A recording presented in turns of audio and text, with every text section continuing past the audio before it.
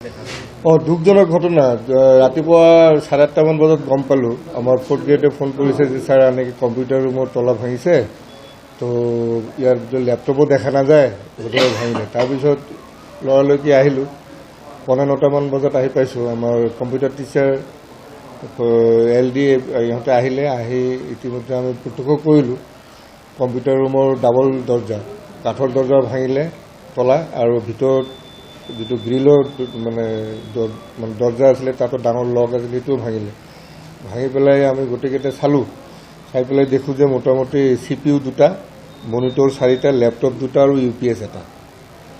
এই 9টা সামগ্ৰী মানে সদ্যহতে নাই বুলি আমি প্ৰত্যক্ষ কৰিছোঁ। পুলিচক ইতিমধ্যে খবৰ কৰা হ'ল, পুলিচ আহিলে, আহি তদন্ত কৰি গুচি গ'ল। অলপ পিছত যাব দিছে আমাক।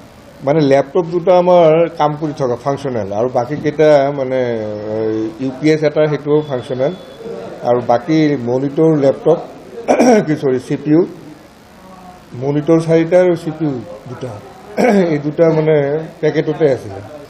যিটো ফাংচনেল লেপটপ 2টা সেইটোতো ডাটা আছে সম্পূৰ্ণ স্কুলত। হ'ব পাৰে ৰহস্যটো